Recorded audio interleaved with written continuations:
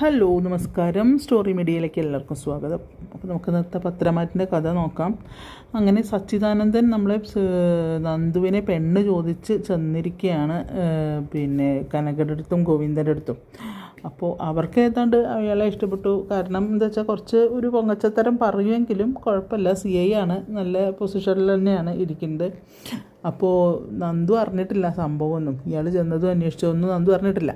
പിന്നെ നമ്മുടെ കനക അപ്പോഴേക്കും പോയി പണിക്കരെ കണ്ടിട്ട് പണിക്കരെന്നെ കവടി വെച്ച് നോക്കിയിട്ട് അറിയും, നിങ്ങളിപ്പോൾ ഇത് എത്രാമത്തെ പ്രാവശ്യമാണ് എൻ്റെ അടുത്തേക്ക് നിങ്ങൾ ഈ കവടി വെച്ച് നോക്കാൻ വേണ്ടി വരുന്നത്? നിങ്ങളോട് ഞാൻ പറഞ്ഞില്ലേ ആ അനന്തപുരിയിലെ പയ്യൻ തന്നെയുള്ളൂ നിങ്ങളെ മകനെ കെട്ടുക. അവൻ്റെ ഭാര്യ ഇപ്പോൾ പോയി, അത് കഴിഞ്ഞ് ഇനിയിപ്പോൾ അവൻ്റെ ജീവിതത്തിൽ ഒരു പെണ്ണുണ്ടാണെങ്കിൽ നിങ്ങളുടെ മകൾ തന്നെയാണ്.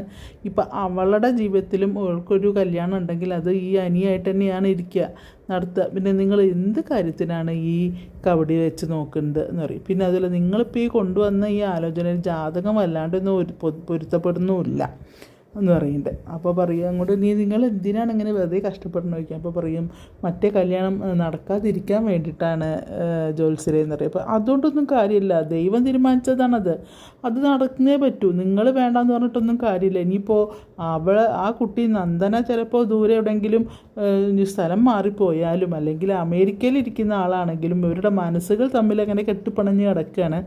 അപ്പോൾ അവർ തമ്മിൽ തന്നെ കല്യാണം കഴിക്കുള്ളൂ. അതിന് നിങ്ങൾ എന്തൊക്കെ ചെയ്താലും അത് അങ്ങനെ തന്നെ സംഭവിക്കുള്ളൂ എന്ന് പറയണം. അതിൻ്റെ ഇടയ്ക്ക് നിങ്ങൾ വേറൊരു കല്യാണാലോചനയും കൊണ്ട് വരണ്ട എന്നിങ്ങനെ പറയണം. ഇനിയിപ്പോൾ നിങ്ങൾക്ക് സംശയം ഉണ്ടെങ്കിൽ വേറെ പണിക്കരുടെ അടുത്ത് പോയി നോക്കോളൂ, എനിക്ക് അതിൽ ഒരു പ്രശ്നവുമില്ല എന്നൊക്കെ പറയുകയാണ്. അതുകൊണ്ട് നിങ്ങൾ എങ്ങനെ നോക്കിയാലും തിരിച്ചും മറിച്ചും എങ്ങനെ നോക്കിയാലും ജാതങ്ങൾ തമ്മിൽ ചേരുന്നത് ഈ അനിരുദ്ധൻ്റെയും നന്ദനുടെയും തന്നെയാണ്, വേറെ ആരുടെ കൊടുത്തിട്ടും കാര്യമില്ല എന്ന് പറയണം. നിങ്ങൾക്ക് ഇനി എന്നെ വിശ്വാസമില്ലെങ്കിൽ നിങ്ങൾക്ക് വേറെ ആളെ നോക്കാം എന്ന് പറയുന്നുണ്ട് കേട്ടോ.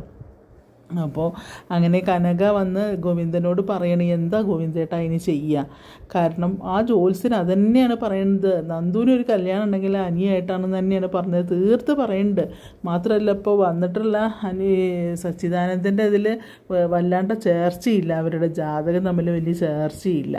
അപ്പോൾ പിന്നെ ഇനി എന്താ ചെയ്യുകയെന്ന് പറയാം. പിന്നെ ഇപ്പോൾ അതൊന്നും നോക്കിയിട്ട് കാര്യമല്ല എന്ന് പറയാം. അപ്പോൾ എനിക്ക് ബലമായ സംശയം, ഗോവിന്ദൻ പറഞ്ഞത് ബലമായ സംശയം, ഇനി അനി എങ്ങാനും ആ ജോത്സ്യനെ കൈമടക്ക് കൊടുത്തിട്ടേ സ്വാധീനിച്ചോ എന്നുള്ള സംശയം പറയുകയാണ്. അപ്പോൾ പറയും അങ്ങനെയൊന്നും ഉണ്ടാവില്ല എന്നൊക്കെ പറയും. വേണമെങ്കിൽ നമുക്ക് വേറെ ആളെ അന്വേഷിക്കാം, വേറെ ജോത്സ്യൻ്റെ അടുത്ത് പോയി നോക്കാം.